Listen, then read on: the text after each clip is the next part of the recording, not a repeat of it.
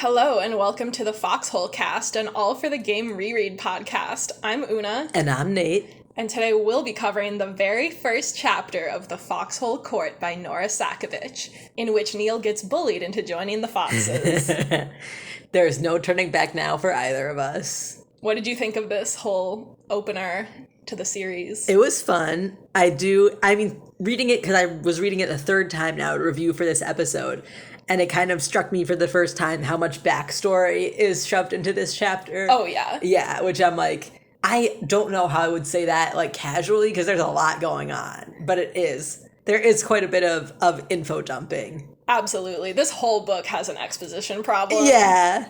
Which makes sense, because there's so much that you need to know for the later series that then works so well, because you know everything already. Right. Yeah. There's a lot to set up in this book. Yeah. We'll discuss whether or not it's successful at that. Excellent. But before we get into it, let's give a huge shout out to all of the folks who left comments on the first episode and posted about us or sent us asks on Tumblr. Yes. Una did screenshot all of those and send them to me, so we both read them. It was very good. Yeah, we loved reading what you had to say. Thanks so much. Also, earlier today, I posted on our Tumblr asking for people to send in their Chapter 1 thoughts, and we got one amazing anonymous ask. So I'm going to read that for us. Do it. Anonymous asked, thoughts about Chapter 1 from someone who has never heard of the series. I'll be reading along with your podcast and wait for y'all's episodes before I read the next chapter. So let me see if I got this right. Gay, gangster, sold by gangster mother who gets blown the fuck out, and gay gangster boy goes into hiding, but he's really bored, so he goes and plays a problematic sport with problematic people, and gay shit happens. Chapter 1, we met our gay gangster. They're not wrong. You know what? Technically, that's pretty much all correct. Even the sold part, now that I'm thinking about it, like, we'll say later why it's correct, but... Right. Yeah, we don't know that yet. Right. But, like, yeah. So we have, like, a prophet of Apollo in our... ask. Yeah. I am endlessly amused by the fact that there are people listening to this podcast who have not read the books. Right. Like, get out now. Get out while you can. Yeah, like, you don't need to introduce this book series into your life.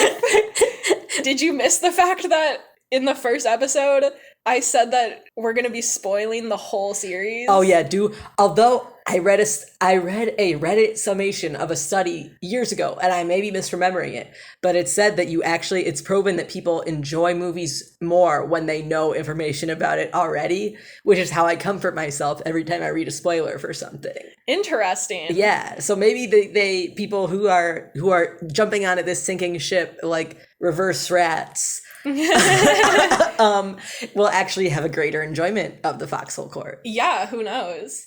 I think mostly you're going to be super confused, though. That's true. But that's also a key Foxhole Court experience. That's true. The first time you read it, you're always confused, no matter if you have spoilers or not. Yeah. Yeah, I've definitely had friends that swear by the whole, like, I always look up, like, the ending to a movie before I go see it, and I cannot fucking relate. I mean, I wouldn't look up the ending. No, I had a friend in college who would look up things or, like, always flip to the last page of a book. You told me about this. Yeah. Fucked up. I can't imagine, like, as a writer myself, I can't imagine someone disrespecting the order in which I put the plot so much. And that just, like, I put it in that order for a reason. You're supposed to experience the plot in order. But yeah, so can't relate to the people who are listening to this without having read the books, but it's really fucking funny to me that you just want to listen to us talk about a book series you haven't read. We're just that cool. Yeah, I guess we're just that charming. I'm flattered. Yeah. But, like, legit, actually. Yeah, for real. Yeah, also just, like, these books are fucked up. Yeah. Like, that's fine, but, like, just so you know. Just heads up. Just a heads up. Like, these books can be disturbing. Yeah. With that, should we get into it? Oh, yeah, I think that's the perfect starter. That's the perfect intro. So, yeah, Chapter 1. We have this iconic first paragraph, and I'd actually just like to read it because it's pretty good. Of course. Well, good. We can discuss if it's good or not. Neil Jostin let his cigarette burn to the filter without taking a drag. He didn't want the nicotine. He wanted the acrid smoke that reminded him of his mother. If he inhaled slowly enough, he could almost taste the ghost of gasoline and fire. It was at once revolting and comforting, and it sent a sick shudder down his spine. The jolt went all the way to his fingertips, dislodging a clump of ash. It fell to the bleachers between his shoes and was whisked away by the wind. Wow. First of all, I love, and it also seems so stupid to me that we follow the course of this ash. Like, oh, he felt it down his back. Oh, now it's in his fingers. Oh, the ash fell off. Oh, it's on the ground. Oh, now it's gone. Like, what a journey. Like, why do we need to know that? I kind of like it, though. I kind of like it as a device, because, like... That's true. Let's talk about, okay. Let's break it into pieces and talk about what this opening paragraph tells us. Okay. What it tells us about the story, what it tells us about Neil. Yes. So Neil Jostin starts with his full name. He smokes, but not really. Yeah. We'll talk about that in a second. Yeah. I have thoughts. Just enough to get lung cancer. Yeah. But also self-destructive, obviously. Yes, he's self-destructive, and there's something going on with fire, gasoline. True. And the memory of his mother is both revolting and comforting, so there's like a complex thing going on there. And does he describe his mother as a ghost, or is it the ghost of gasoline? It's the ghost of gasoline and fire. Okay, so we don't know that his mother's dead yet, but obviously something is going on. Yeah, not quite, but we'll get there. And then the final sentence of the first paragraph is describing how he's sitting on outdoor bleachers. True. And yeah, this is a very efficient. Just like setting the scene. Yeah. Yeah. Okay. I still don't love the ash thing, but this does set up a lot. I feel like this whole first chapter it's like better than the rest of the book up until the middle half. It's like, I'm like, okay, this is pretty good. Like, we get to know Neil, we get to know what's going on. We get a lot of exposition, but it's still fun. Yeah. Because it's in the form of, like, shit Neil meticulously researched. Right, exactly. Yeah, I think even though this book and this chapter, like, has its flaws and there is a lot of exposition dumping, it does kind of set the vibes pretty well. Yeah, definitely, yeah. Whether or not those vibes are, like, good or not, it definitely does, like, tell you what you're in for. Yes. A little bit. So, yeah, Neil is sitting on the bleachers, burning a cigarette, but not really smoking it. And did you know that inhaling the smoke that comes off a cigarette is actually worse than just smoking it? Wait, I knew you would still get a risk of lung cancer for secondhand smoke. I didn't know it was worse. It's because the smoke that comes off the end of a burning cigarette isn't going through the filter. That makes sense. So, yeah, if you're breathing it as it's like coming off the end of the cigarette, it's like unfiltered smoke. That's hilarious. But if you breathe it into your lungs, normally it's going through the filter, which is still not good. Like, they're both bad. Right. But the smoke that comes off the end of a cigarette is called side stream smoke. And I actually learned that fact in high school health class and never forgot it. That's funny. So Neil is basically like secondhand smoking himself right now. That's hilarious. Even though he says that he doesn't want the nicotine, he's still getting it. So he's smoking because it reminds him of when he had to burn his mother's dead body, but we don't learn the specifics of that yet.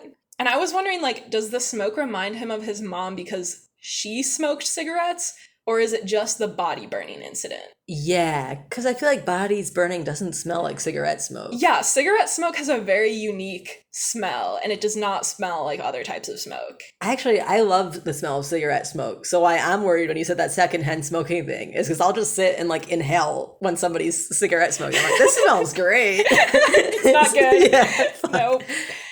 But like, they never say that his mom smoked cigarettes. I think that Nora Sakovich just was like, oh yeah, cigarette smoke can also smell like a burning body. Yeah, I think you're right. Which is like double hilarious that Neil is giving himself secondhand smoke because he wants to remind himself of burning his mom's body. It's like, none of this is fun. Are you having fun right now? Yeah. Yeah, it's not even like he's smoking to remind himself of how his mom used to smoke. It's like specifically that event of having to burn her body is like, yeah, that's wild. Yeah, that sucks. So it's night out and he's on the bleachers after his high school XC team's last game of the season. Wah, wah. It says, he wondered, not for the first time, if his mother was looking down at him. He hoped not. She'd beat him to hell and back if she saw him sitting around moping like this. And I think this is actually a really good way to like introduce his mom. I was gonna say, I love that line. Yeah, because the first part of that is like he wonders all the time if his mom is watching him from the afterlife. But then immediately it inverts our expectations and is like, he hoped not. Because she would hate what he's doing right now. Like, instead of the protagonist being like, my dead mom is who inspires me to be a hero, you know? Like, it's fridging, but it's like a different kind of fridging. So I think that that's like, it just like immediately subverts expectations by being like, he hoped his mother wasn't watching him because she would be so disappointed. The locker room door opens up and Coach Hernandez emerges.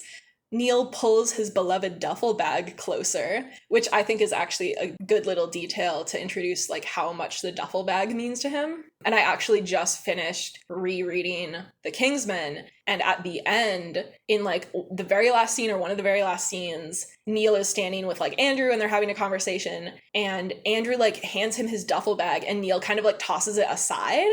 Oh shit. And I just thought that was such a good parallel of like the book starts with him holding his duffel bag so close because we learn soon that it like holds everything he has. And then at the end of the books, like he has Andrew and he like tosses the duffel bag away because he doesn't need it. And he has more than just the duffel bag now. Yes. Yeah.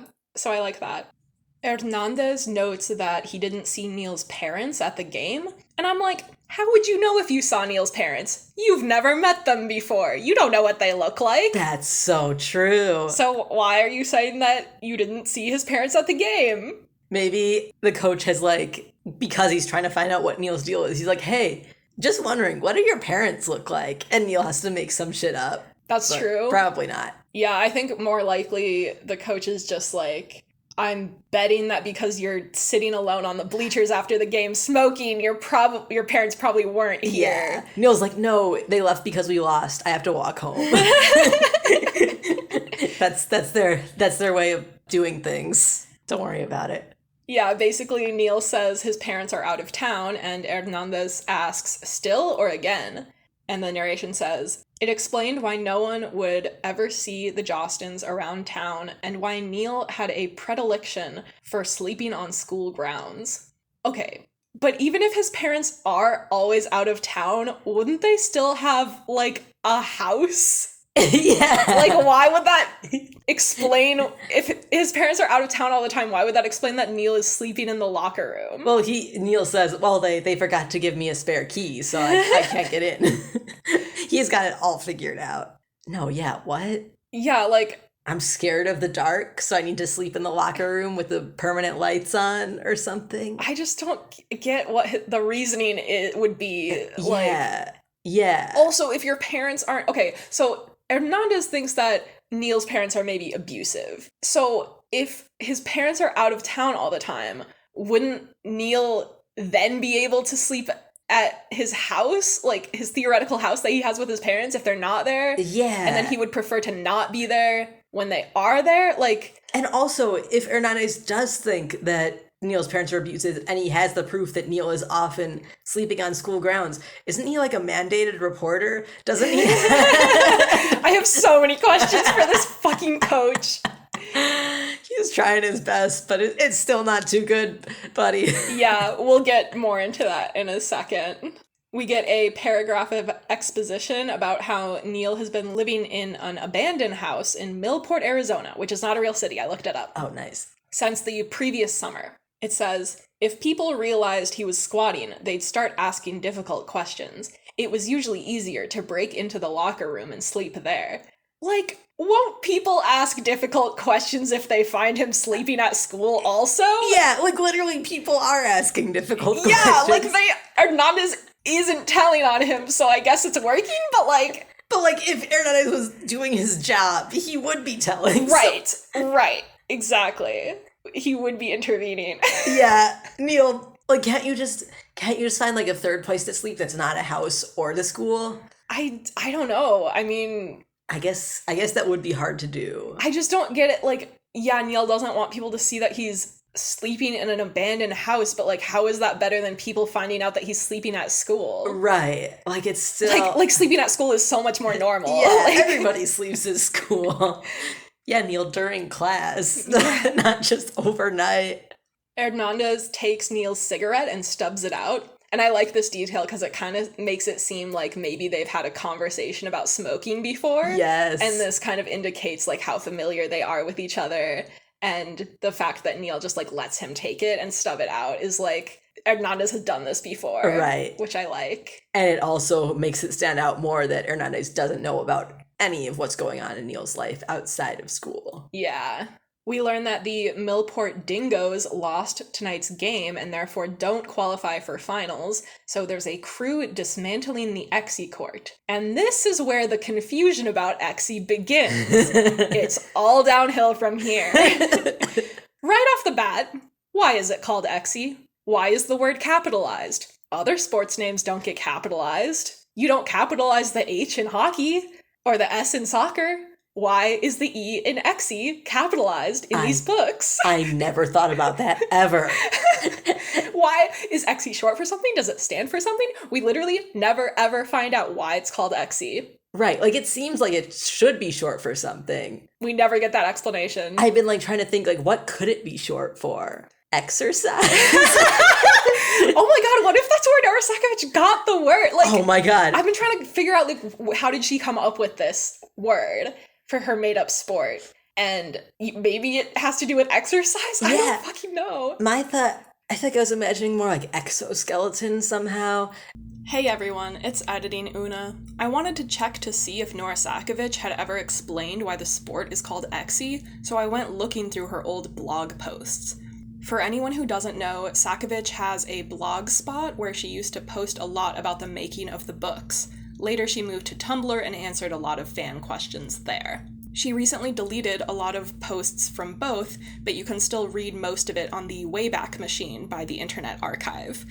You can read what she has to say about the name Exie by going to thefoxholecast.tumblr.com and finding the post about the history of Exie. If you scroll all the way down to the comments on that blogspot post, she says, Exie originated from ecstasy. I don't even remember why it was called that, even if I can still track the devolution of the word. Ekustashi, shortened to ekushi, and Americanized as Exie. So, mystery solved. Back to Una and Nate from the past. I was trying to think because I was like, I feel like it's so close. Like, I feel like it sounds like something that could be a sport. Right. It sounds enough like a real thing, but it sounds also kind of fucking stupid. You know, like, Exie, like, I don't know. I guess, like, there's hockey, so why is hockey called that? That's a good question. Now I want to know the etymology of hockey. Yeah, I guess if you hock something, you're, like, throwing it, kind of. Early 16th century of unknown origin. What we don't even know! Oh my god, so it is just like Exie, except Exie is early 21st century of unknown origin. Yeah, damn. Why the fuck is it called hockey? I think technically it would be late 20th century. Oh, okay, because Kevin's mom. Yeah, Kevin's mom made it up before Kevin was born. Okay. And Kevin's like 20 and it's 2006 in these books. Oh, nice. Oh, fuck it. I always forget that it's 2006. It's 2006 in these fucking books. My Chemical Romance just broke up a year ago in these books. Oh my god. What is that doing to people's psyches? That's the reason everyone is so fucked up in these books. Yes. Because MCR just broke up and they're all dealing with the fallout of that. Hey everyone, it's Editing Una again, but I'm really quiet now because it's late at night and I probably shouldn't be up editing. But I need to apologize for me and Nate misremembering the year that MCR broke up. They actually broke up in 2013. I don't know where we got the 2005 from. So back to Exie. So the crew on the Exie field is, quote, unhinging the plexiglass walls and rolling AstroTurf over the hard floor. But this is an outdoor field. Wait. Neil is smoking, and earlier the narration mentions the wind. Oh, yeah. So I guess the setup is that this high school has a field that's outdoors, but it has a floor that's like an indoor court, I'm picturing like a basketball court or just like a regular high school gym class, gym floor. I'm imagining like wood first, but that would make Right. Yeah. But like, okay, first of all, who the fuck knows like what kind of floor Xe is supposed to be played on? That's so true, because I always imagined wood, but like we don't get any. I always imagined like a fucking regular ass like high school gym floor. Like the weird rubbery. Yeah, like it's a little soft. Yeah. But like you never get that fucking description. Yeah. So they have temporary plexiglass walls around the edge of this field because you need walls to play Xe for like rebounding the ball and wall slamming twinks and whatnot. But the Xe field can be turned into a soccer field when they take the walls down and roll out the AstroTurf. Right. So my understanding of this is that because they're like a really small high school, like I think Xe is supposed to be played in an actual building. Yeah. Like the Foxhole court when he gets to Palmetto State is like an indoor thing. Yeah. And it has like a roof. But like I think just because they're a high school, they don't have like a dedicated Xe court. Right. So they just have to like do a multi-purpose thing outdoors. But the first time that I read this series, I was so confused. Like, I did not know whether Xe was played outside or inside, and, like, how big the field was supposed to be. And we never know how big the field is supposed to be. Yeah, like, theoretically, it's in the rules that Norris Akovich wrote, it's supposed to be soccer-sized, but that's just fucking ridiculous. Like, there's no way that they're playing this game on a soccer-sized field. I take extreme issue with that.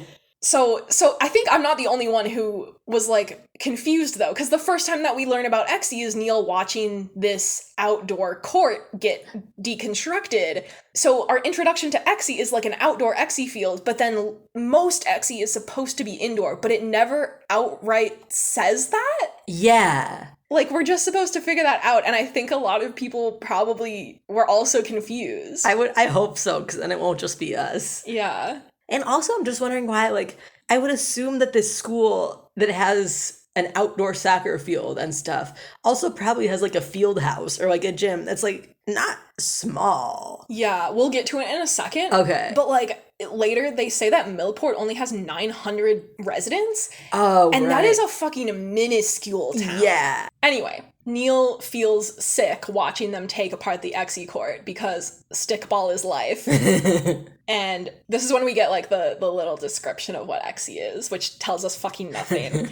It says, Xe was a bastard sport, an evolved sort of lacrosse on a soccer-sized court with the violence of ice hockey, and Neil loved every part of it, from its speed to its aggression. It was the one piece of his childhood he'd never been able to give up.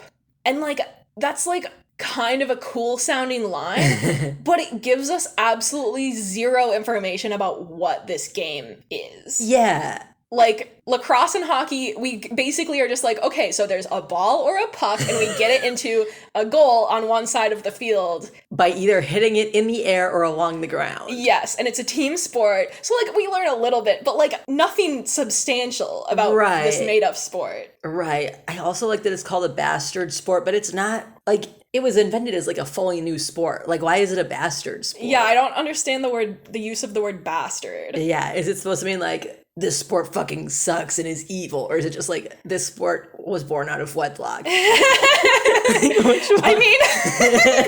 mean, the star of Xe was born out of wedlock. Literally, that's true. Ooh, interesting.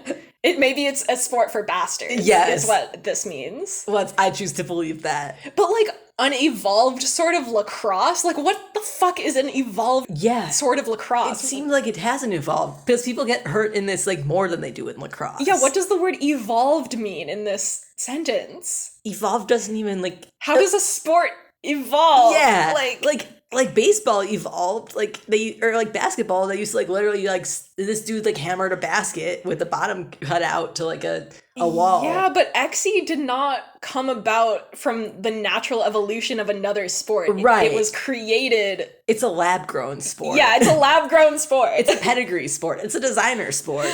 They like two people just were like, let's make a sport. Well, okay, and then they made a sport. Yeah, and they just like stole things from other sports. Yeah, and I guess that's what it's supposed to mean here. But like, I don't know. I think this description is like a lot of these books, it sounds really cool, but it really doesn't mean anything. Yes. Hernandez says there's someone here to see Neil, and Neil leaps up with his duffel bag because, quote, to someone who'd spent half his life outrunning his past, they were words from a nightmare. Which I actually like. Yeah. I like that line. In the locker room doorway stands a man with tribal flame tattoos and a thick file folder. It's Wymack! Yes, and I like that. I forgot that he had tribal flame tattoos. I always forget that. Because they're never brought up again, but you have to remember that in every scene, he does have big-ass flames tattooed on his arms. Yeah, which is wicked awesome. So yeah, it's Wymack, but we don't learn his name yet. Neil doesn't recognize him, so he must be from out of town since Millport only has 900 residents, which, as I said, is fucking tiny. Like, we went to college in a small town, and that was 9,000 That's true. people. Like, that's true. 900, a tenth of the size. Like, I'm wondering if towns that small even usually have their own high schools. I don't think it's even technically a town when it's that small. I have no idea. If you're listening and you live in a town that small, tell us what it's like, because I can't even conceptualize of it. And also, sorry if we're being rude about your tiny, minuscule town. Yeah. I'm sure it's a nice place to live or leave. But I was thinking, like, Neil's graduating class has to be, like, 15 people or something. Yeah, what? Like, how does anybody in this school how does word not get around that Neil is sleeping in the locker room and nobody has ever met his parents? Yeah, and how do they even have enough kids to play sports? Yeah, wait. Like, there cannot be that many kids enough to put teams together. Like, yeah, that's so tiny. I'm not sure if Norisakovich understands how tiny that town is. That is my theory as well. But who knows? Maybe she's from Millport, Arizona, or the equivalent of whatever. Hernandez says Wymack is here to recruit Neil for a university team. Neil expresses disbelief, and Hernandez explains that Wymack is looking for a striker, so he sent him Neil's file. Wymack says he can't wait for Neil's parents to meet with him because it's already late in the season to be recruiting, and he's only here now because there were some, quote, technical difficulties with the last recruit. He says, all you have to do is sign the dotted line and you're mine for 5 years. I love all the language that gets used in Neil for this chapter. Like, they keep calling him a sub. They keep saying he's theirs.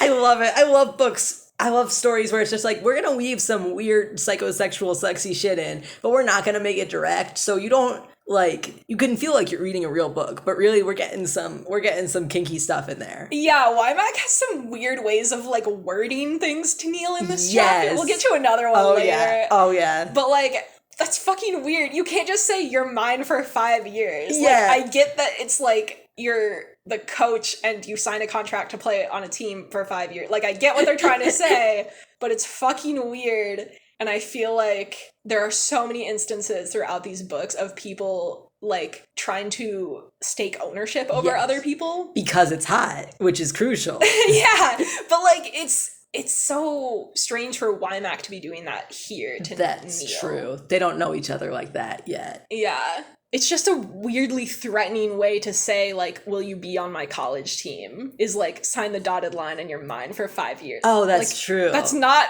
convincing him to join you. Right, like, almost none of what anybody says in this chapter. They're all like, you're fucking welcome for us deigning to put you on our team. Would you get your ass over here? Yeah, literally. You orphan piece of shit. Yeah, for real. The narration says, in 5 weeks, Neil would graduate, and in 6, he'd be someone else somewhere very far away from here. It didn't matter how much he liked being Neil Jostin.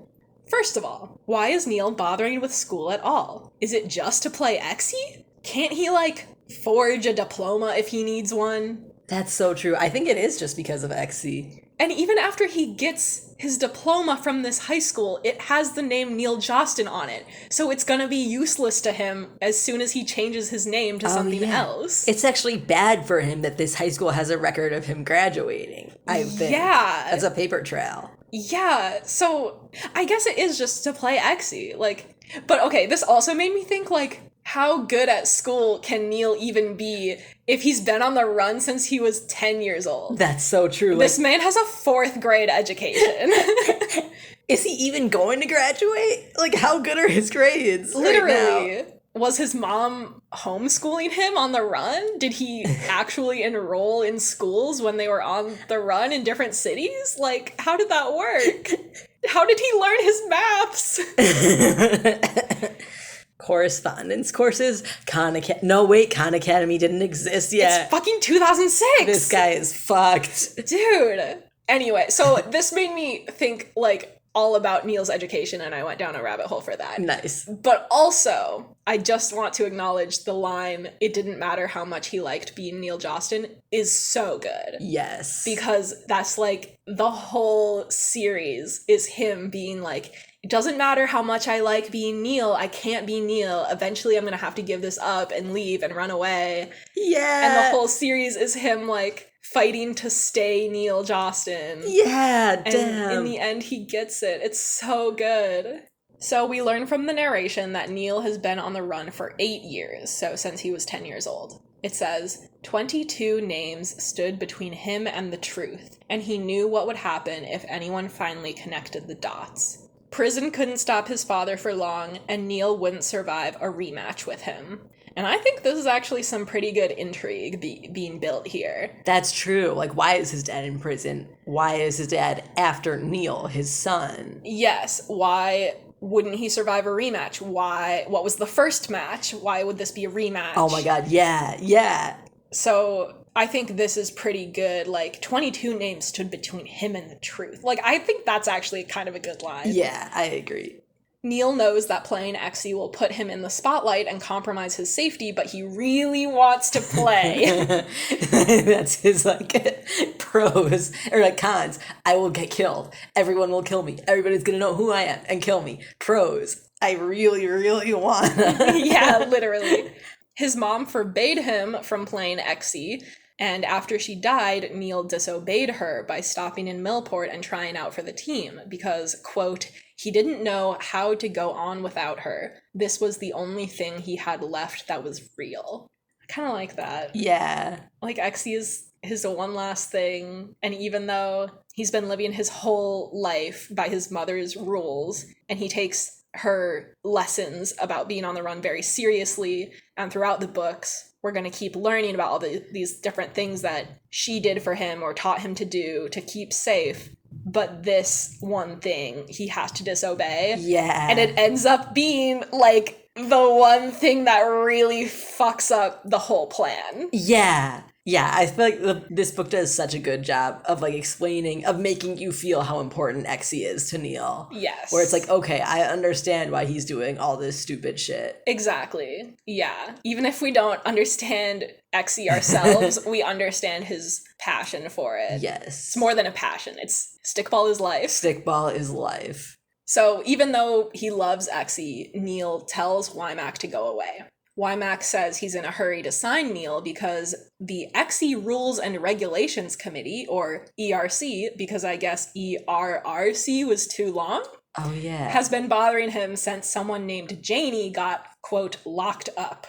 Neil recognizes the name and realizes that Wymack is the coach for the Palmetto State Foxes. This is kind of a fun reveal, I guess, but it is actually kind of wild that Wymack didn't start by introducing himself and his school. Wait, yeah, he's like signed, and he never... Literally, he's just like, you know, like a normal ass coach who's recruiting an athlete would be like, hi Neil, I want you on my college team. I'm David Wymack from the Palmetto State Foxes. Do you want to join us? Like, that would be the normal way of starting this conversation. I love how everything in this scene, everything that Wymack does, like, makes Neil more freaked out.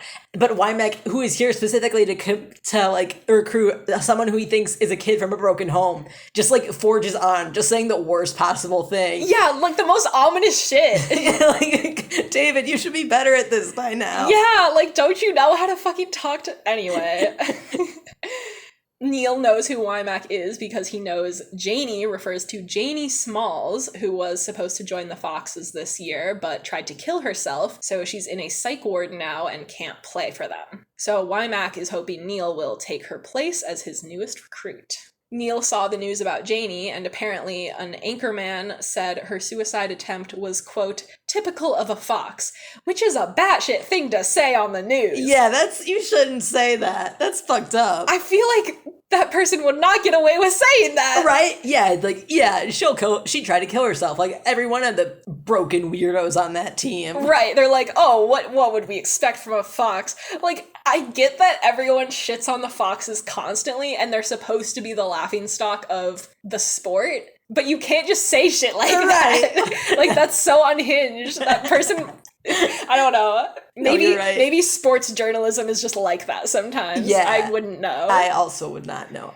So yeah, apparently this reporter said, typical of a fox of Janie's suicide, but Neil doesn't think that was an exaggeration. We get an exposition paragraph about the foxes, where we learn that the foxes are a team of misfits from broken homes because Wymack is into giving people second chances. So, because apparently all the foxes are maladjusted dirtbags, they suck at getting along, so they're the smallest and worst team in the country. That's hilarious. And I like that Neil is like, Wymack's ideas seem nice, but it was pretty stupid. Yeah, Neil is not buying the idealistic bullshit at all. Like, Neil is like, this guy's fucking stupid. Like, yeah, I love how that changes over the course of this, even just this first book. Yeah.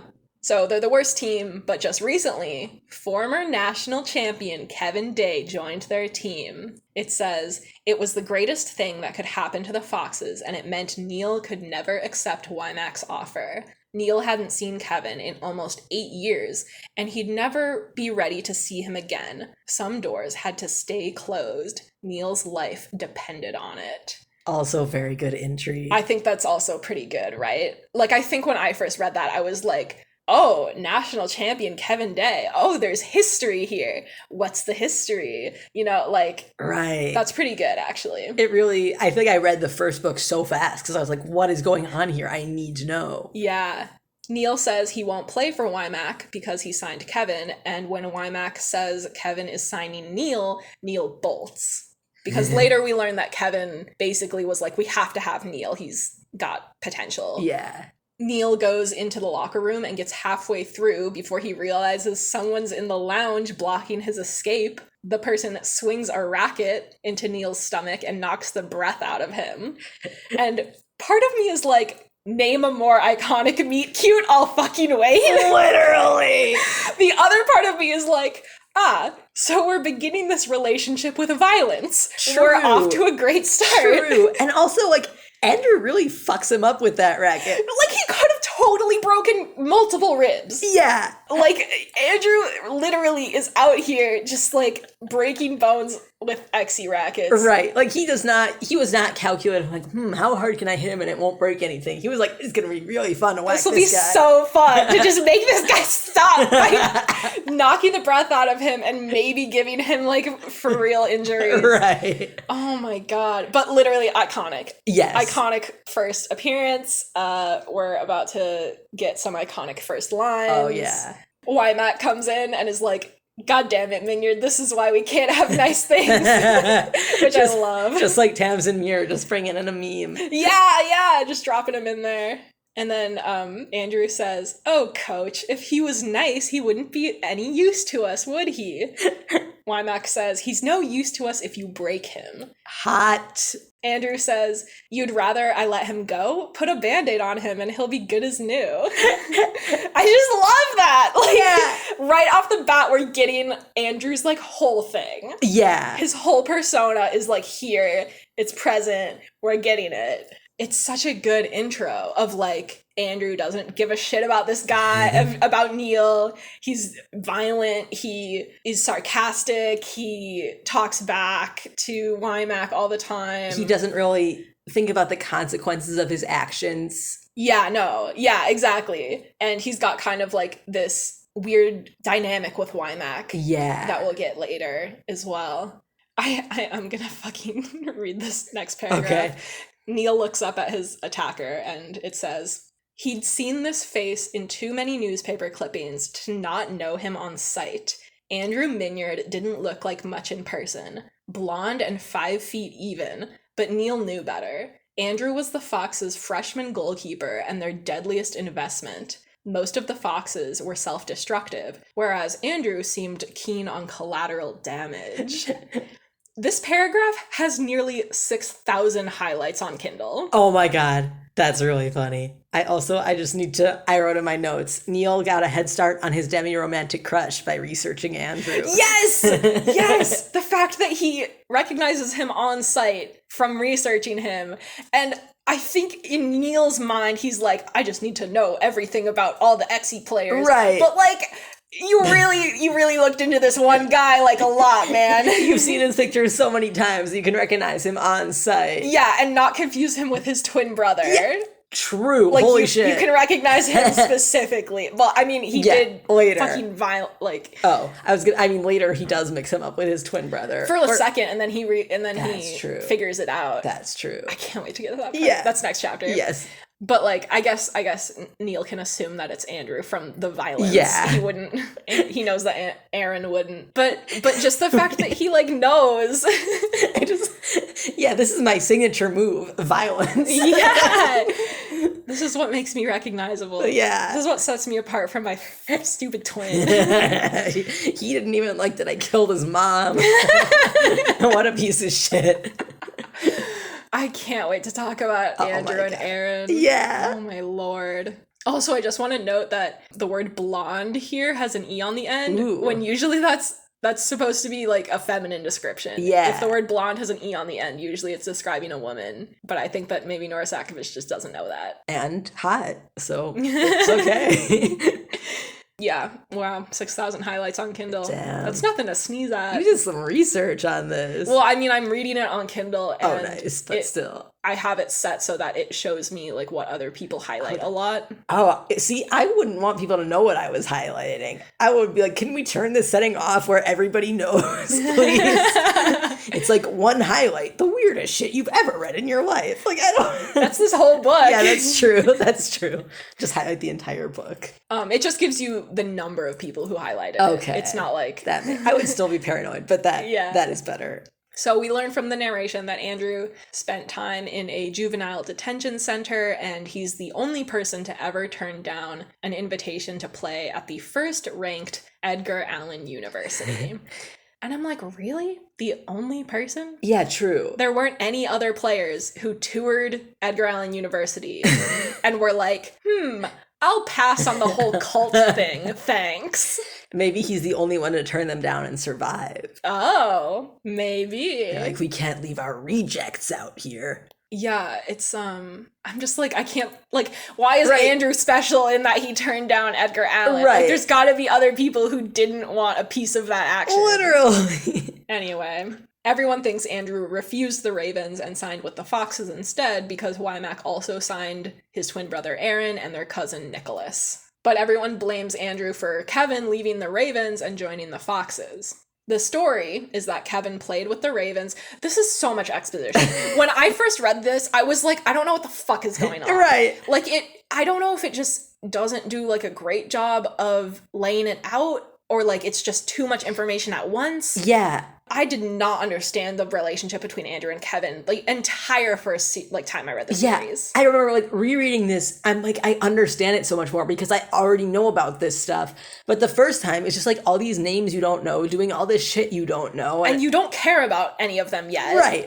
It's all just backstory that Neil, like, happens to have because he's following the Xe news. Right. It's just, like, even if you try, you just blow past it. And then later it's like, oh, that was important, but I don't know what the fuck is going on. So. Yeah. And later we learn that this is all, like, a made-up story. And, like, we learn the truth later. Oh, right. But, like, this is, so it's wild. It gets even more complicated. But the story right now is that Kevin played with the Ravens until he broke his hand in a skiing accident last winter. And instead of sticking around to recuperate with the Ravens, like everyone thought he would, he became Wymack's assistant coach in the spring.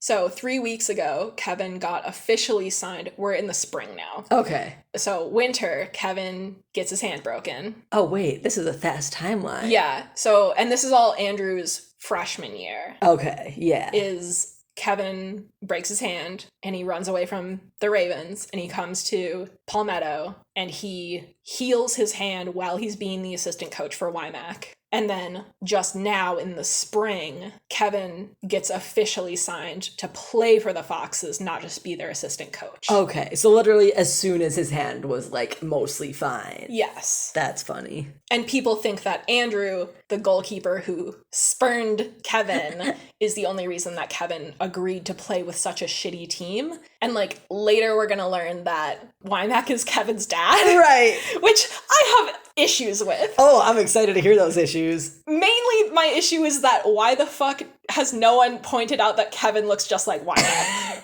Because sons tend to look like their fathers. Oh, wait, really? Oh, shit. And I feel like someone definitely should have been like, hey, that man who Kaylee Day taught how to play Xe looks a lot like her son. Like, yeah. What? Did no one put the pieces together? I'm just like, how did no one think to say like, hey, you guys are like related, right? It was the flame tattoos. Everybody's like, oh, well, Kevin doesn't have flame tattoos. Like, they look really alike, except for the flame tattoo. I have no idea I don't know how the fuck Kevin. Yeah. Anyway, so later we learn Kevin came to help Wymack because Kevin knew that Wymack was his dad, and Wymack doesn't know that Kevin's his son. Which is also hilarious that Kevin didn't tell him. Right. Like, he meant to, and then he was, like, too scared, is what we learned later. But I love the idea of, like, I know you're my dad, but you don't know, so I can secretly observe you and see what kind of a dad you would be, and then I can determine. Like, that's not what Kevin was doing. Yeah. But technically, it is what he's doing. Yes, exactly. How does Kevin even know that Coach Wymack is his dad? Like, why would Kaylee tell him? Kevin found a letter in Coach Moriyama's house. Right, because nothing can happen normally in this series. Never. Anyway, we'll get to that. That's third book. we do not need to get into that shit. That is third book information. So sorry. This must sound so fucking batshit already to people who haven't read the series. Yeah, I'm kind of enjoying that. I get Schadenfreude, or however you pronounce that word. Schadenfreude? It's German. Know what that means. It's like the pleasure at seeing someone else suffering. Oh, interesting. Yeah, but anyway, I get that. Imagining people who haven't read this book yet being really confused right now. Yeah, and we haven't even gotten to the like Yakuza part of it. Oh my god. You know? Yeah. Anyway, Neil has been, quote, digging up everything he could find on Andrew, wanting to understand the man who'd caught Kevin's eye. That's fucking gay. Literally, like, researching him because of another guy just makes it even more gay. Yeah, the whole dynamic with Kevin, Neil, and Andrew is like, I can't even describe it. I can't wait until you watch Challengers. I'm really so excited. Yeah. I'm like, I can't wait. Just everything I've heard about it. Anyway, yeah, so Neil has been researching Andrew because of Kevin, which is just double gay. Complex. Yes. The intricate rituals. Andrew smiles down at Neil and taps 2 fingers to his temple, which is like his signature salute, and says, better luck next time. Neil asks whose racket Andrew stole, and he says, borrow, and throws it at him. He just has zero respect for anyone and everything. Literally. I love him. Wymack apologizes for Andrew's manners and makes him back off. He asks Neil if Andrew broke anything, and Neil's broken enough bones in the past to know that he's fine. He tries to leave again, but Wymack says they're not done, which is wild. Like, one of your teammates just assaulted this guy. Yeah, true. Like, you should let the guy leave. You should not keep him trapped in this locker room with a guy who just attacked him. Yeah, I didn't even fucking think about that. Also, isn't Coach Hernandez like watching this entire interaction still? Yeah, exactly. So Hernandez tries to cut in, but Wymack asks for a moment alone with Neil. Hernandez leaves for some fucking reason. Right. He's like, well, I've seen enough to think that I can trust these people. Yeah, literally. I'm just gonna leave him with this random guy who obviously he doesn't want to talk to. Like, I'm just so confused about everyone being like, you have to talk to this guy. And you have to sign the papers. And you have to like hear him out. It's like Neil has made it so fucking clear that he doesn't want to be there. Literally, everybody's just like, well, we know you secretly really want this, so yeah, but like they don't. They don't. And it's like, yes, without this, there's no plot, and Neil actually does secretly want to just play Xe and have a life and a future. But like the adults in this scene are driving me fucking nuts. Right. Actually, everybody's an adult in this Technically, scene. everyone's an adult. I mean the coaches. Yeah, like, the older. The fact that, like, they're forcing Neil to just, like, stay. Like, that seems so... Yeah. gross. Like, and especially when the coaches, like, fancy themselves as Neil's protector. Right, and they think that Neil, like, has, like, a past trauma or something. Right. Like, they're not concerned at all about, like, triggering him or, like, you know, bringing that up at all. Like, I just... Right. Yeah, that's fine. Hit him in the stomach with a racket. It's all good. That's He didn't fine. break any bones. Yeah, like, what the fuck, you guys? Anyway, Neil repeats that he won't play for the Foxes, but Wymack says he should at least hear him out because he paid to fly 3 people out to Arizona to see him. Neil doesn't fucking owe you anything. Yeah. You chose to... Anyway. Literally. What an incel mindset. Neil is shocked and expresses disbelief that Wymack would bring Kevin here because he knows that the third person must be Kevin. Because he can't reveal the history that he has with Kevin, Neil says he's not good enough to play on the same court as him. Kevin enters the scene by saying, "True, but irrelevant." I love him. Oh, good intro to his character. He's so, like, we find out later, but he's such a, like, what do you call, like a princess, but a nicer way of saying that. Yeah, like, he's very spoiled. He's always used to, like, getting his way, but, like, also he's pathetic. Right. Which I love about him. Yes, love that in a man. Pathetic is a good quality for a man to have. No, Kevin acts like he's so, like, in charge, but, like, later in the series we'll get glimpses of it, just the sheer amount of panic that he is going through at any given moment. Right. Oh my god. He's like one of those little dogs that barks a lot because they don't want you to touch him and they have no other way of making you not touch them. Oh man. Neil knows he should have guessed that Andrew is here only because Kevin never goes anywhere without him. It's really funny in the Sunshine Court, we're gonna learn, like, we hear from Kevin indirectly that, like, because the Ravens have this whole, like, partner situation, Right. like, they have to have partners and they never go anywhere alone, and Kevin basically admits, like, yeah, because I didn't have the Ravens anymore, I basically just, like, chose Andrew as my partner and never went anywhere alone. Oh my god. And he was, like, my emotional support goalkeeper. I never even thought about that. Yeah, I can't wait to get to Sunshine Court if we... That's so funny. Oh my god, that's gonna be so far in the future, but I really want to talk about Sunshine Court. Kevin sits on top of the entertainment center along the wall with papers around him, looking unimpressed by Neil. And I was just gonna say, it says he moved the TV to sit on that table. Like, why did he do that? Did Andrew help him do that? Why was that necessary? Like, couldn't he sit anywhere else? Literally, there should be chairs! Like, there's benches. It's a locker room. Or like, oh yeah, they're in the vestibule. Yeah, it's like a lounge in the locker room, which why the fuck do they have that? Right, but all locker rooms have that in the Foxhole Court series. Yeah, literally.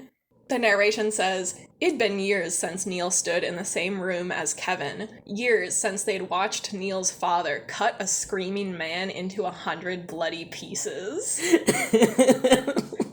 like it's intriguing. And I'm like, wow, what happened? But it's also just kind of like hilarious that that's his last memory of Kevin and he just brings that up casually. Yeah. Remember that time we watched my dad cut a man into 100 screaming bloody pieces? What was up with that? Yeah, I think that it's really interesting because we don't learn what that was about until much later. Yeah. So it's kind of just like this little taste of what's to come with Neil's dad, and we learn that Neil's dad is like a serial killer, but we don't learn how that's all connected to, like, the mafia later. Right. I feel like we don't learn that really until book 3, or maybe the end of book 2. Yeah, the end of book 2, we kind of get, like, we find out the full backstory of, like, Neil's dad is working with the Moriyamas. Yeah, and we find out why Neil and Kevin were both watching that in the first place. Right. I wonder if it was supposed to be, like, a torture thing, or if Neil's dad was just like, everybody likes killing people. Killing people's a great time.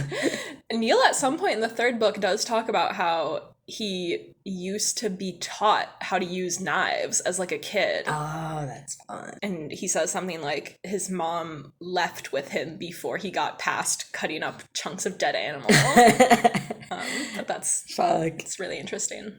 So through the narration, we learn that Kevin is a celebrity who grew up in the public eye, and he has a number 2 tattooed on his left cheekbone.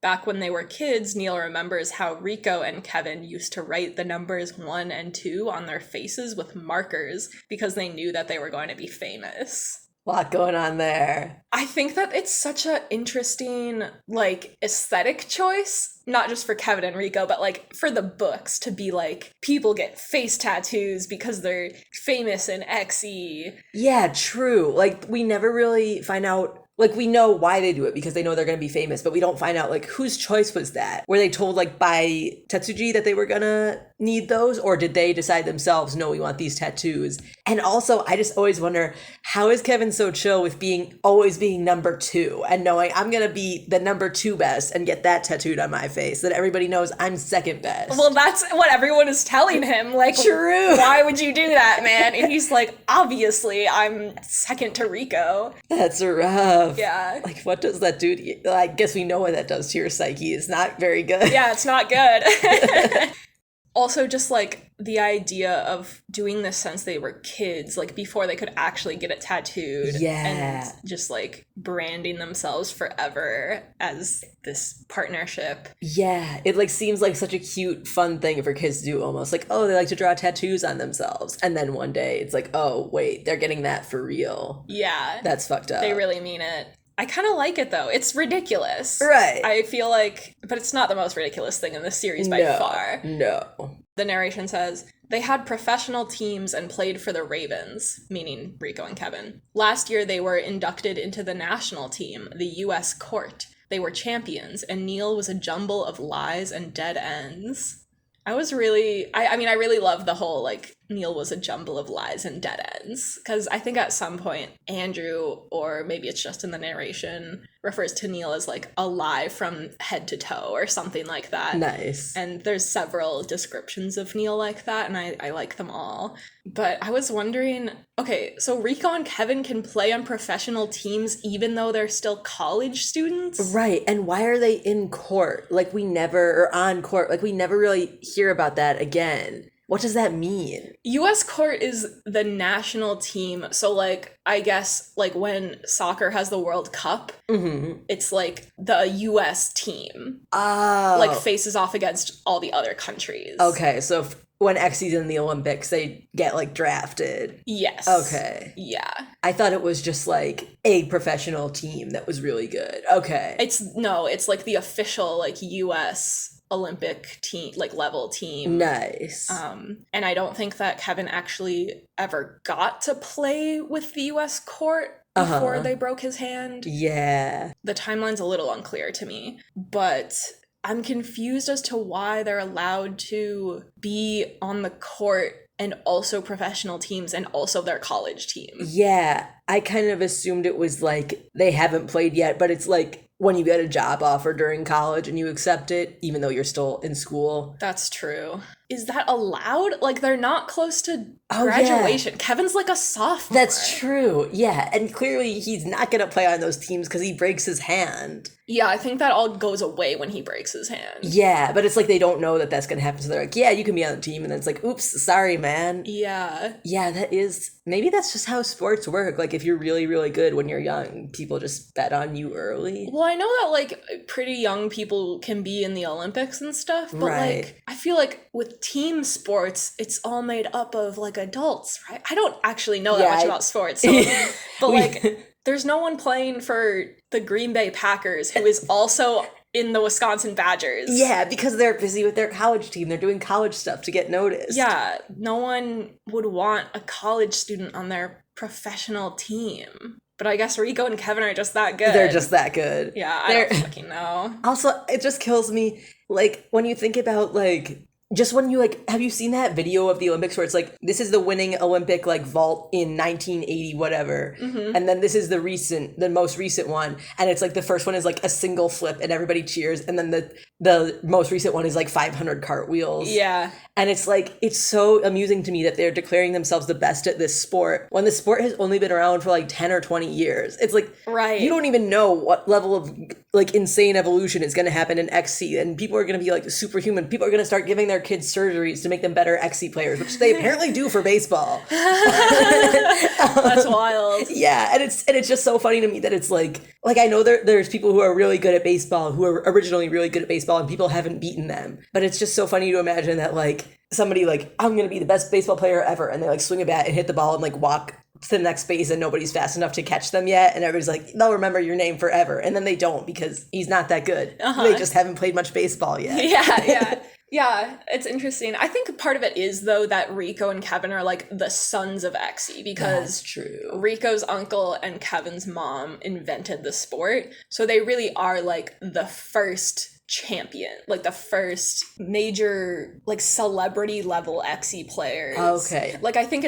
part of the reason is that they are like bringing XE to the public in a way, like they are elevating the sport in a way that it hasn't yet been elevated because it's new. Right. And they were also like raised, they were like born and bred for XE. Like they have been raised to be XE machines since they were little kids. Right. And no one else has done that yet, right? Except for them, because it's kind of a stupid bet to make when you don't even know if the sport will take off. It's true. It's true. But they do, and it does. I wonder how much of XC becoming popular. Like, I guess we can't really know because it's all. I feel like this part of canon hasn't, unless Nora Sakovic has like an elaborate thing. But I wonder how much of XC becoming popular was because of the actual sport, and how much of it was because like they're raising these two kids to be like XC machines. What's going to happen with that? And like the interest generated by Rico and Kevin being weird. I think a little bit of both, honestly. Mm-hmm. Yeah. Because the books describe Rico and Kevin as like celebrities, but regular college athletes don't achieve like celebrity status. Right. Like we'll get to this later, but like okay, when Kevin reveals that Wymack is his dad, like everyone is like so into that. But like if someone on the fucking UW Badgers team was like, my long lost dad is actually my coach, like no one would give a shit. Yeah, people would be like, that's weird, and then they'd move on. That's like just a weird thing, but like maybe people who are like super into football would. That's true. Have like a different level of interest. I can't even imagine that. We need like a Badger fan in the room with us. I think that we should get John to be like our sports correspondent. Oh my god, yes. Because we watched the Super Bowl with him, and he's like, they're doing this, and I'm like, what? I don't know what that means. Yeah, and he knows a lot about basketball too. Oh, nice. And like college basketball is pretty big. That man overflows with trivia facts. Literally. So I think we should get John to be like our sports correspondent. That's a very good idea. As our one friend who knows anything about sports. Hello, this is John. So I want to lead off with the fact that it is hilarious that I'm your sports guy that you're calling in for this, but I do have overflowing trivia knowledge and useless info at the ready, so I'm honored to be a part of this. There are a lot of things we can discuss about the realism regarding XC as a sport.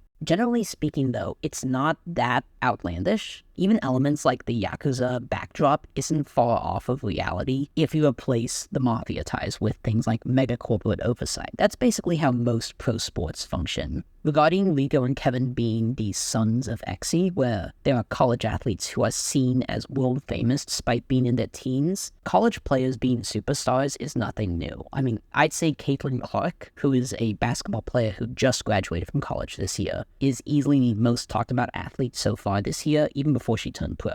Honestly, the most unrealistic thing about XE and all for the game is, for me, the fact that XE has only been around for 30 years, and yet the US court is already accepted into the Olympics. For comparison, basketball took 45 years to be a medal event at the Olympics. There are popular sports like bowling and cricket worldwide that have never been a part of it. Even lacrosse, the closest comparison to a real sport that XE has, hasn't ever had true representation in the Olympics in its history. So XE being run by the Yakuza, sure. But XE being considered legitimate enough to be in the Olympics, I don't buy it. As for your questions about college athletes being able to compete on national teams, yes, college athletes who haven't turned pro can compete on national teams, like US court. Basically, the reason for this is that the types of games the national teams like XE-US court would play in at the Olympics are different compared to other pro sports. Most professional athletics are played contained within one single country. That's because there are things like contracts and trading players between teams that are just a lot more feasible for leagues to manage if it's all within one country and under their jurisdiction. That's why you don't see any teams from Tokyo or Berlin or Cairo in America's sports competitions. And it's also why you don't see college players on pro teams. College players, legally speaking, are attending college for an education, and their athletics are just extracurriculars, and they are not allowed to sign salary contracts with any pro teams while enrolled at their colleges either. But the exception for this is the global competitions. College players can still play for those national teams because nations-based tournaments like the Olympics aren't meant to determine the best contracted professional players in a contained league. They're meant to determine the best national players worldwide, regardless of age or status, what have you. The most important identifier in the Olympics and World Cup is always the nationality. So yeah, XE is a goofy sport at times, but in the grand scheme of things, it's one of the more accurate elements of the Foxhole court, all things considered. So this has been John's sports segment. Again, thank you so much for having me on. I'd love to come back and talk about this series more, either about XE and sports stuff specifically, or just the books in general. I've been rereading them since you asked me to come on, and I'm getting sucked in all over again. So, bye.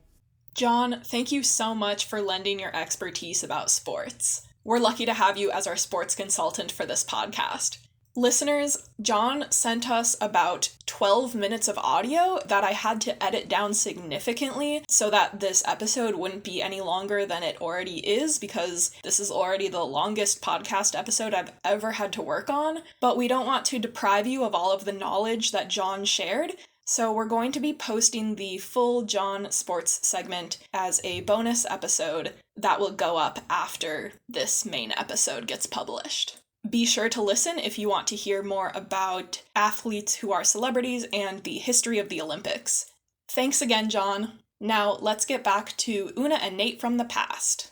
So Neil knows Kevin won't recognize him because it's been 8 years since they've last seen each other, and Neil is in disguise with dark hair dye and brown contacts. One interjection. I noticed that later in this chapter, he describes it as black hair dye, but I feel like for the rest of the book, he's described as having dark brown hair, and I always see him in fan art with dark brown hair, and that's just interesting to me. Yeah, I don't know. I prefer to think of him as having dark brown hair because I feel like when someone has dyed black hair, it's very obvious that their hair is dyed black, and it doesn't always look great.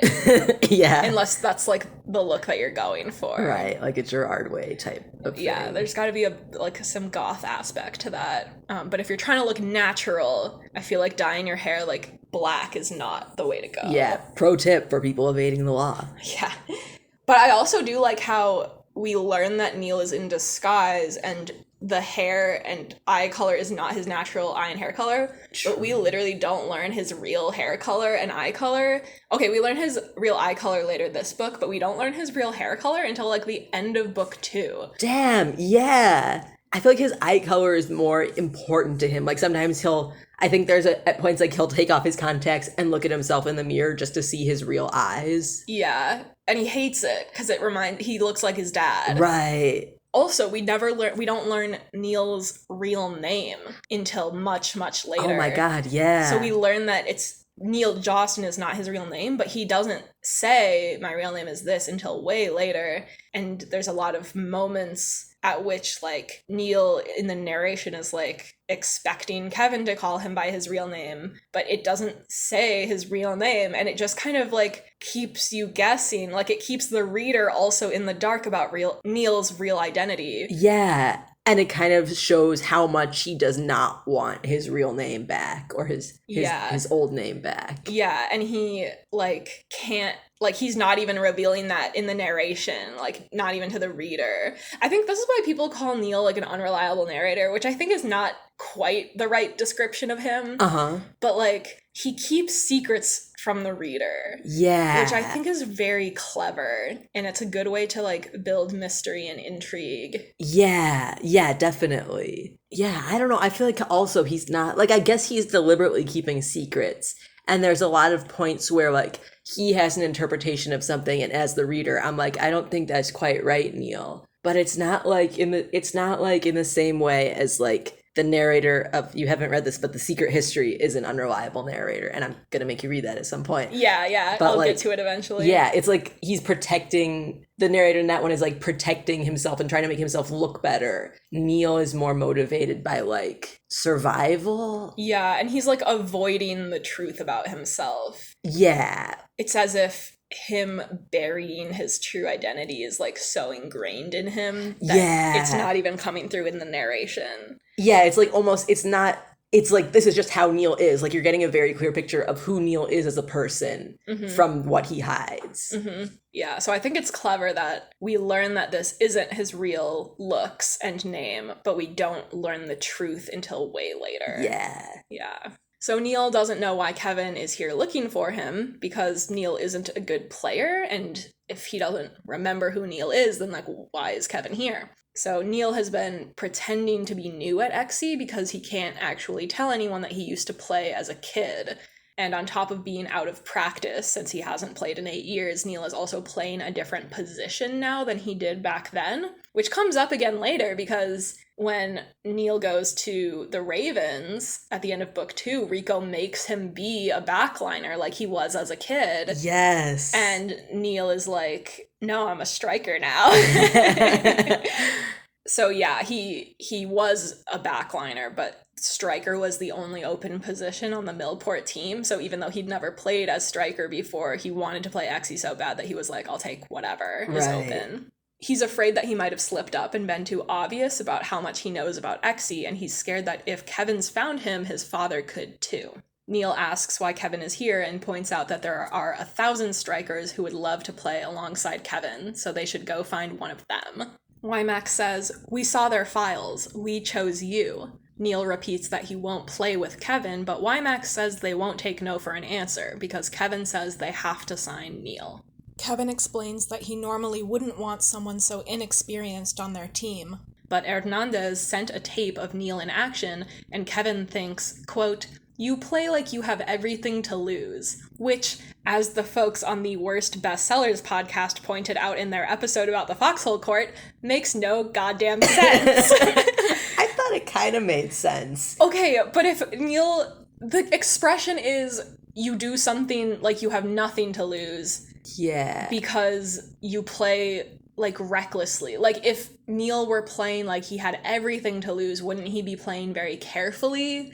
Because he didn't want to lose. I thought it was more like you play like it's super, super important to you. I think that's what what he's going for. That's what it's supposed to mean, but that's not the expression. Yeah, maybe Nora Sadkovich was trying to do a subversion there and it doesn't quite work. Yeah, but I think it kind of makes sense because Neil is playing like Exy is his only thing left. Yeah.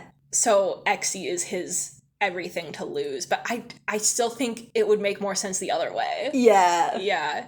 You play like you have some things to lose, but not all of them. Yeah. You play like you have this one very important thing to lose and you've lost everything else. Yeah, that's what he should have said. Yeah.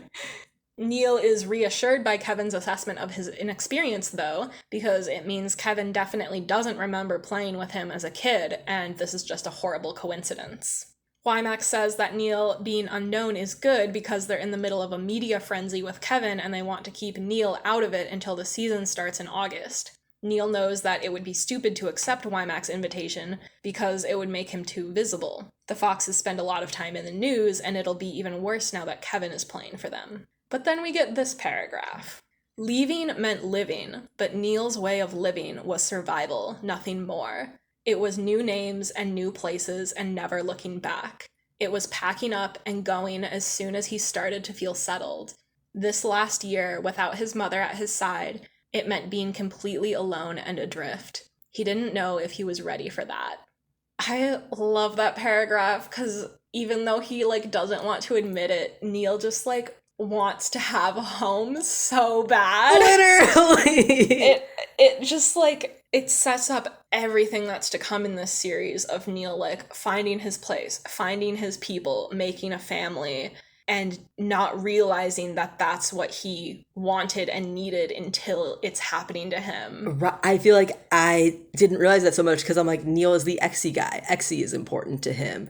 And every time he cares about somebody, I'm like a little bit confused. I'm like, I thought you were the Exy dude. But no, like it's Exy is also his way of like connecting to people. Yeah. And that's like his stability. It's his future. It's the one thing he can rely on. And I think a lot of the books, like there's this theme that Nikki spells out really clearly, I think in the second book, when he's saying like, Exy, you can love Exy as much as you want, but it'll never love you back. Yes. And you need something else to build your life around. And Neil kind of doesn't get that until he does. And yeah, it's a lot about like realizing that there's more to life than what Neil has been given so far, and realizing that he wants this and can have it. And I love this paragraph for him. Yes. That he doesn't know, like, he's kind of realizing how lonely and adrift he is, and he's realizing, like, I can't go on living like that. So he's, like, willing to take this chance, even though he acknowledges that it's stupid. Yeah, it's, like, a good moment of, like, insight for him. And also I just like that even though, like, he's told, like, you don't have a choice, you have to do this. Like, it ultimately is his choice that kicks off this entire thing. Exactly. Neil doesn't want to give up Exy because it's the only thing that makes him feel real, and he wants to pretend to be normal for a little while longer. Which he does such a bad job of, and I'm excited to talk about that. Neil tells himself, even though the contract is for 5 years, he can duck and run whenever he wants. So he's kind of like talking himself into it. He's like, well, like, I don't have to stay for the full 5 years. Like, I can leave whenever I want. I can just pretend for like a little while longer. He also reasons that if he sticks around Kevin, he'll be able to tell when Kevin is getting suspicious of him, and that will be like his cue to leave. So Neil says that he has to talk to his mother, and Wymack says, what for? You're legal, aren't you? Which is such a weird way to say that, my guy. That's my favorite. I'm like, I just love how obvious it is that it's like, this is a sex thing. This is a little bit, like, this whole book is a little bit of a sex thing. I feel like it's not supposed to be here, though. Really? Which is, like, so weird. Like, Wymack should have just been like, you're an adult, aren't you? Like, that would be a much less weird way to say it. Yeah, but I feel like, I guess this is partly, like, my own lens of looking at the world, but I feel like a lot of the stuff in this chapter and throughout, like, kind of degrading Neil and throwing him around and using him as an object is, like, just on purpose, because that's something that Nora Sakovich enjoys, and good for her, but, like, that's why I think he says that, even though it's fucking weird. You could be right. But I don't want to, like, accuse, I don't want to be like, yes, I'm Dr. Freud, I know what you're into from reading your book, but also you can tell what somebody's into from reading their books. I just think it's weird that, like, Wymack says this. Yeah. Like, it seems out of character for Wymack to sound so predatory. Yeah. I feel like he is, like, in this chapter, he acts a lot differently than he does in the later chapters. Yeah. Like, he'll be gruff, and he'll, like, not take any shit, and he'll say things that, like, make the person he's talking to feel uncomfortable, but it's, like, with the intent of, like, figuring out what's up and, like, helping these kids. Yeah, this is just kind of a thing that it's like, why did you say that, man? Yeah, it's just a really weird way to say it. And I think it's weird, like, even if we are trying to, like, introduce the sexual undertones in this book. Just a little fun sadomasochism like, for everybody. There's nothing between Wymack and Neil, so, like, why make Wymack say that line? Well, I don't think it's, like, specifically about... Hey, I have large thoughts about this, not just from this book. I don't think it's, like, specifically about Wymack and Neil, but it's kind of just making this environment where Neil is, like, everybody's chew toy. Like, in the way that, like, if you read, like, a bodice stripper romance that's set in the past, all the guys will just be, like, casually degrading of the female protagonist because of, like, misogyny. But this is, like, a different way to create that environment that you don't usually get for dudes. Oh, interesting. That's my own theory, because I myself am trying to replicate that environment. I think you could be right. I think that's, like, an interesting way of looking at it. Mm-hmm. Yeah, it's still a weird choice. It's, like, still weird. If I were Nora Sakovich's editor, I would have been like, can we please change this? Like, it doesn't make any sense, and it's weird. So Neil's narration says that his forged paperwork says that he's 19, but he's actually only 18 right now. And he says that he still needs to ask his mom, and Wymack says she'll be happy for you. And Neil just says, maybe, because he knows his mom would be furious about this if she were still alive. Wymack offers Neil a ride home, and we get our very first iconic "I'm fine" from Neil. Wymack tells Andrew and Kevin to wait in the car, and when they're gone, Wymack throws Tact out the window and asks if Neil's parents are abusive. Wymack tells Neil that Hernandez knows something's up because Neil sleeps overnight in the locker room, won't change with the others, and won't let anyone meet his parents. That's why he thinks Neil would fit in with the Foxes. Yeah, that's one thing that I noticed early in the scene. It's like Neil immediately knows that Coach Wymack is known for like recruiting fucked up kids, but he doesn't really have any like reaction to this, which I think is funny. It's like, you know, the fucked up kids guy is here to talk to you. What does that make you? Wymack says if Neil's parents are going to be a problem, he can move to South Carolina early and sleep on Wymack's couch until the dorms open. They can say Neil is there for early practice and no one has to know the specifics, not even Wymack. Neil asks why Wymack would help him like that, and he answers, "Did you think I made the team the way it is because I thought it would be a good publicity stunt? It's about second chances, Neil. Second, third, fourth, whatever. As long as you get at least one more than what anyone else wanted to give you." Yeah. Honestly, Wymack is one of the greatest characters in this series. Mm-hmm. Despite how he acts in this first chapter. Yeah. he was off to a rough start, but once he found his groove. They're all off to a rough start the first half of this book. But yeah, I love the line, "At least one more than what anyone else wanted to give you." Yes. Is just really good. Yeah. Neil knows that Wymack is seen as an idealistic idiot by others, but he gets the feeling he's being sincere right now. And in the extra content from Nora Sakovich's blog, which I don't think is available anymore, but you can read it at thefoxholecast.tumblr.com/foxarchive, we learn that Wymack had his own like abusive past. He had like abusive parents, and so he is like relating to his team members, and he is being sincere. It's just interesting that everyone is like, he's an idiot, or he's just doing this for the publicity, but like, it's for real. Yeah. Wymack asks again if Neil's parents will be a problem, and the narration says, "It was too much to take a chance on, but too much to walk away from. It hurt when he nodded, but it hurt more to see that tired look settle in Wymack's eyes. It wasn't the pity he thought he could see in Hernandez from time to time, but something familiar that said Wymack understood what it cost to be Neil. He knew what it was like to have to fight to wake up and keep moving every day. Neil doubted the man could ever really understand, but even that tiny bit was more than he'd ever gotten in his life. Neil had to look away." Damn. I love Wymack. Yeah. So much. And that tiny bit was more than Neil had ever gotten. Like, Neil is about to enter this team and find a bunch of people who can relate to his different problems in different ways, and he's just never had that before. Yeah. He's never had that connection with anyone else, and he's never been able to share his troubles, and he's about to, meet people who will be able to get him better than anyone else, and he just like wasn't expecting that. Right. He doesn't know how to deal with it yet. Like, he turns away, and he turns away a lot, like, before he realizes that they're not gonna let him do that. Yeah.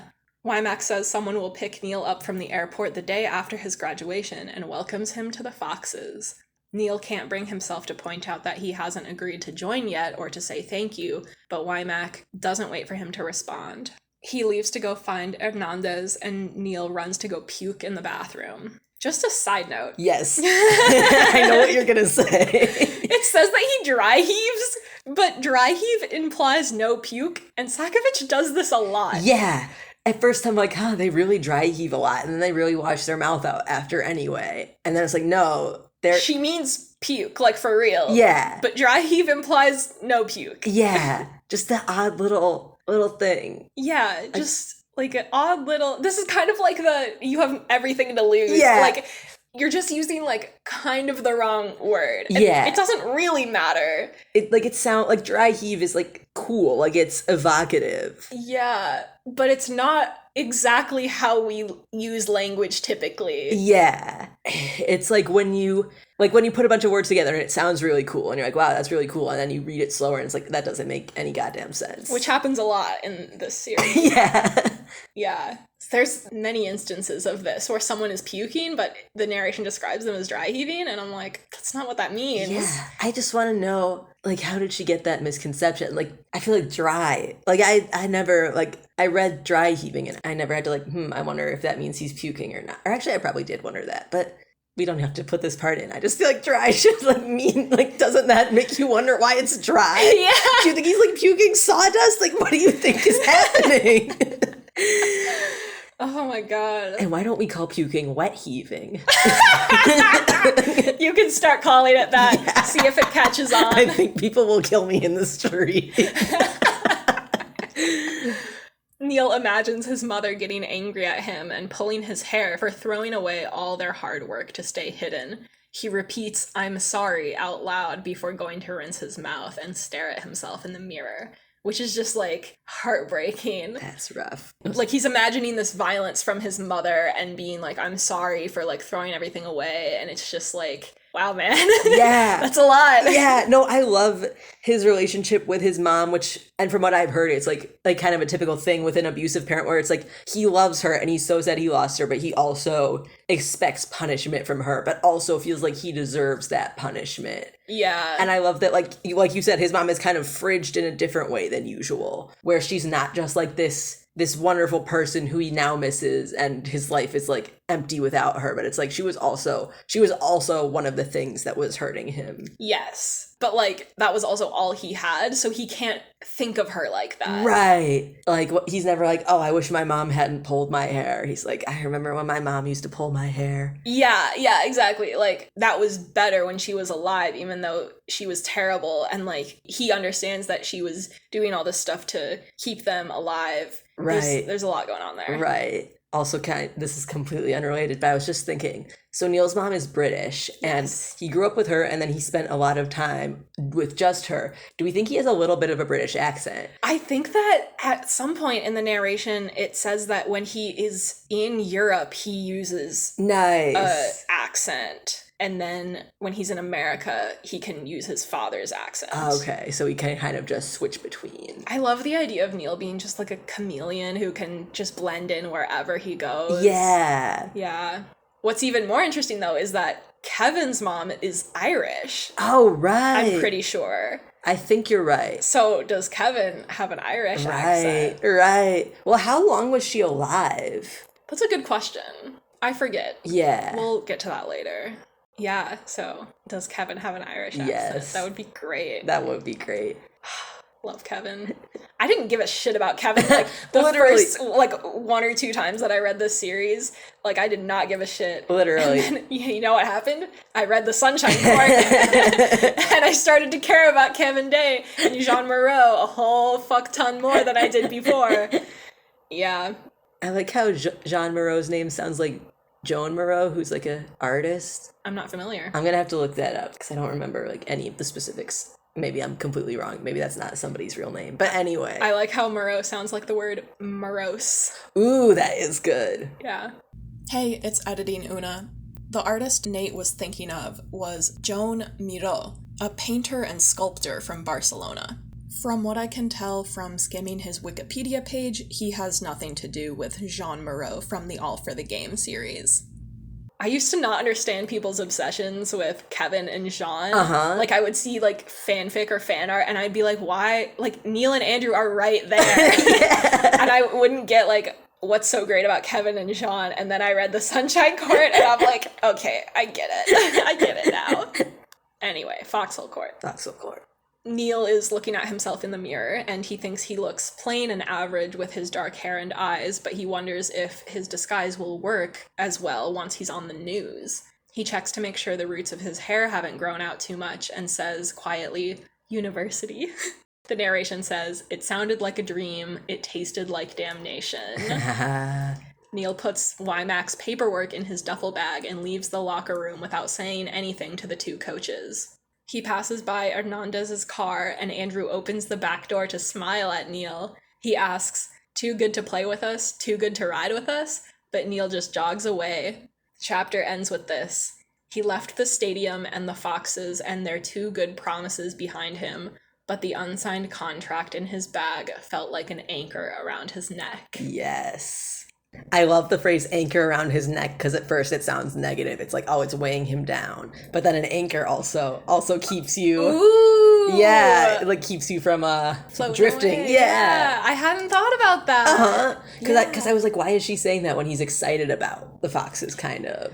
I think that he has very mixed feelings. That's true. He knows this is going to be his doom, but he also like can't resist it. Right. So I think that it's an anchor in the negative sense, but on a meta level, yes. Neil also finds an anchor with the Foxes that is like a positive anchor. Yes. That's good. Also, I'm just thinking, because when Nora Sakovich says neck specifically, it's like he's not wearing his duffel bag around his neck, so it must be a reference to the rhyme of the Ancient Mariner, where this guy kills an albatross, and then his... I was thinking about that! Hey! English major, high five! English major vibes! But yeah, because he kills the albatross, and then they make him wear it around his neck, and it's like unambiguously a negative thing in that poem, I think. I also think, like, maybe I'm making this up, but, like, wouldn't the mob, like, sink people by... I've heard of concrete shoes. I think that's what I'm thinking of. I feel like they probably had multiple things that they would do. Right. Yeah, so that's chapter 1. Woo. What did we think? I mean... Discussing this with you, I realized one of the reasons this book is so compelling is because there's just so many, like, the way information is given and, like, the amount of things we don't know when we start that we really want to figure out. Because I feel like one of our questions for this podcast is, like, why are people so compelled by this? And now I know a little more. It's because Nora Sakovich does a really good job of building suspense and just making something, like, that you need to know. And you have to keep reading to find out. Yeah, and it doesn't matter if you're confused and you don't understand it. It's like you understand enough that you want to understand more. Right. So even though the stuff with Kevin and Andrew is like very confusing and Exie is like this whole new thing that you have to learn about, it's like, oh, you want to learn what's up with Neil. Yeah, I feel like Neil is really the hook for this whole series. Yeah. Love Neil. I think that even though it's weird the way that the characters are like treating Neil in this chapter, it does, like you said, set up the recurring Neil as chew toy. the Neil as chew toy motif. Exactly.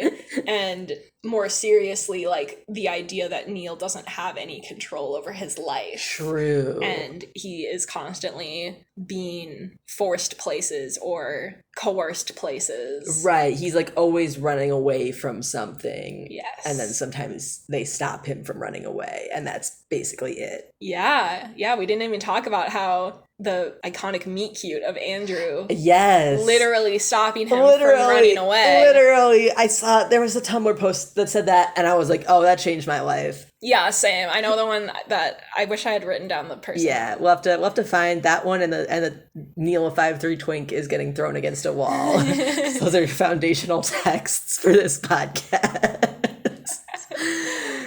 Okay, the first Tumblr post we're talking about is by Tumblr user Gallagher Apple.